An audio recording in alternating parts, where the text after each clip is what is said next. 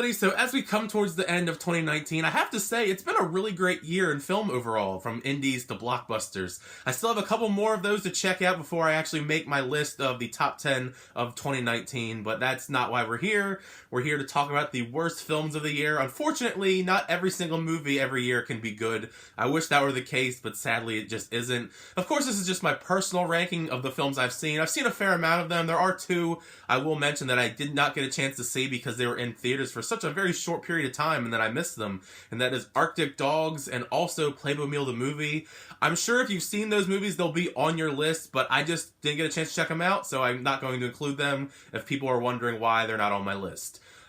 Make sure you also leave in the comment section down below what is your top 10 worst films of the year. I'm sure there's going to be some variety depending on what movies you've seen. Obviously, we're going to keep it civil in the comment section because, of course, film is subjective. If I don't like a movie and you like a movie, that's perfectly okay. We can have a fine discussion about it.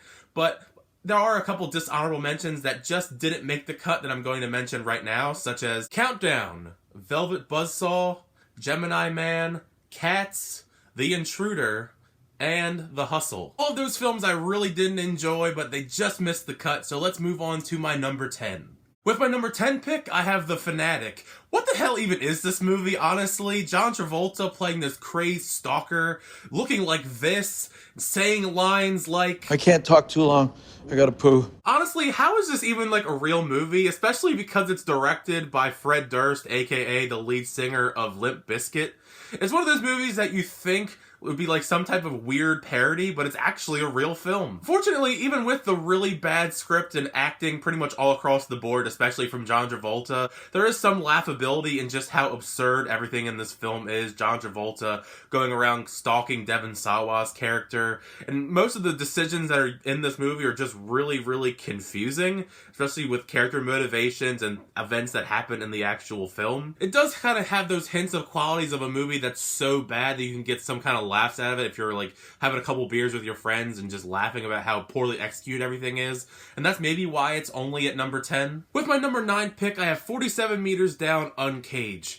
Now, I personally was never a big fan of the original 47 Meters Down. I just never got behind the hype of it all. But of course, it made a lot of money at the box office, so we get a sequel to 47 Meters Down, and I actually think this is even worse than the first one. It's one of those movies where pretty much every single character in the film is really, really annoying, and it's filled with really bad jump scares and shaky underwater shark cams.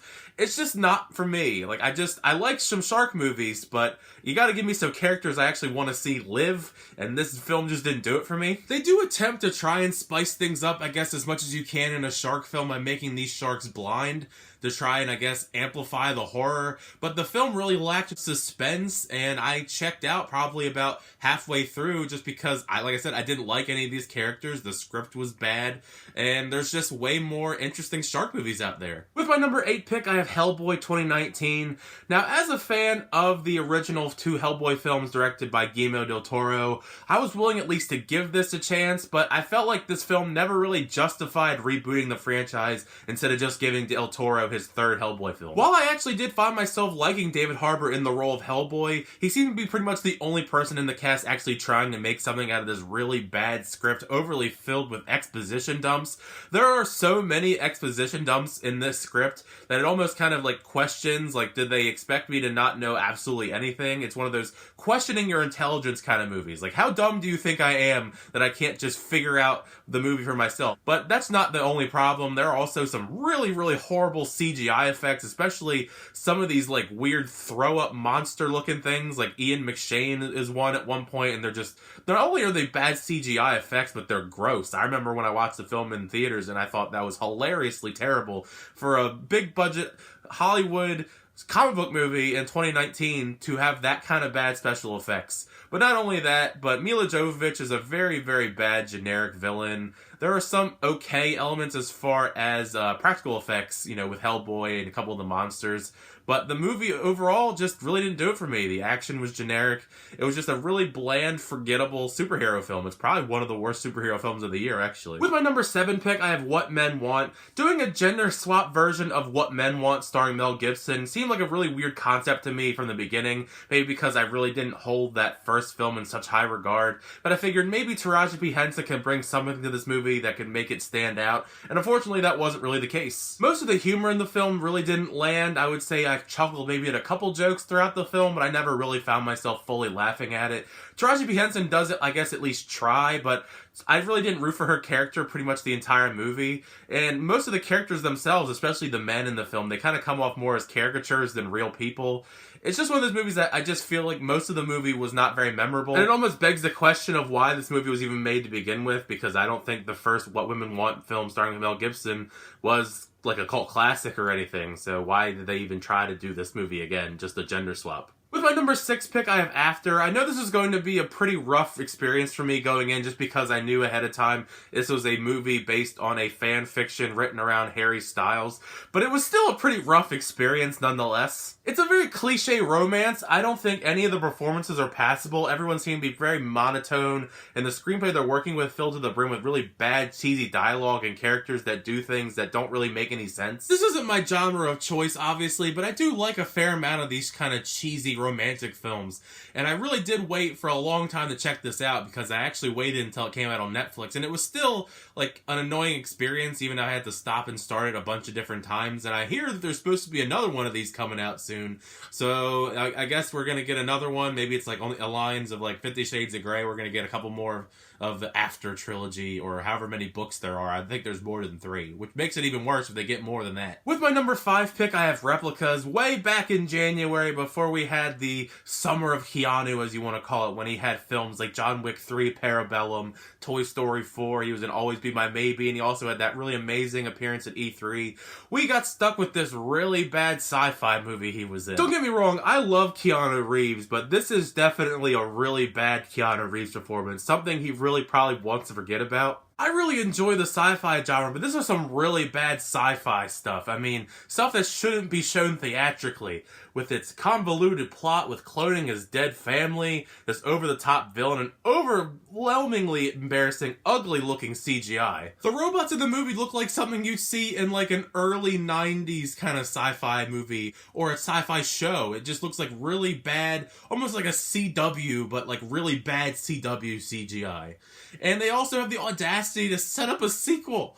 This movie wasn't getting a sequel. Why did you set up a sequel? With my number 4 pick, I have Playing with Fire. I don't even know where do I really start with this film. John Cena playing this firefighter taking care of this family, and weird dumb shenanigans ensue. This is kind of John Cena's attempt to be kind of more family friendly, akin to Dwayne The Rock Johnson, and how he kind of was family friendly at first and shot into superstardom. But this is just really bad for John Cena. John Cena should not have done this movie. It's a very poorly written movie filled with really bad humor. Like, mostly it's product placement, specifically My Little Pony. There is so much My Little Pony product placement in this movie, it's not even funny.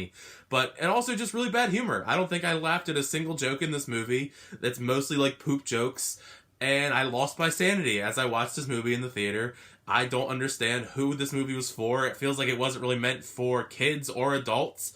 There's pretty much no firefighting in the movie for them being like smoke jumpers, firefighters, whatever you call it. They fight like one fire in the very beginning of the film, and that's kind of it for the most part. Mostly the film is contained to the firehouse, and it's just a waste of time. I really don't feel like you need to see this movie. I definitely don't think John Cena should be in any more of these kind of family-friendly movies. He should just stick to being in small supporting roles or in like adult comedies, because Blockers last year was actually really good. With my number 3 pick, I have The Kitchen. Now, with a cast such as Elizabeth Moss, Melissa McCarthy, and Tiffany Haddish, you would think there would be something there for this mobster movie, but unfortunately, this movie was an epic fail. The actual direction of the film is flat, and there's just really poor story pacing, dragging on and on to the point where I kind of checked out halfway through, because it seemed like nothing in this movie was ever going to actually happen, just people talking about things that were going to happen. The only person in the movie that seemed like they were really actually trying to give a good performance was Elizabeth Moss. I really didn't get much else from Tiffany Haddish or Melissa McCarthy, and most of the characters were just not that great. I mean, there was a lot of twists and turns with all these characters. There were so many twists and turns that like I said, I checked out. This was probably one of the most boring slogs of a mobster movie if I've ever seen one. And technically it's, I guess, a comic book movie as well. So I guess I have 2 comic book movies on my worst of the 10 movies list. So that's a surprise. At my number 2 pick, I have Black Christmas. Now, I wasn't really expecting too much from this second remake of the 70s classic slasher film, but even still, I was really disappointed at just how terrible this movie ended up being. This movie was such a complete snooze fest. This movie is 92 minutes long, and pretty much nothing of importance happens for the first hour of the movie.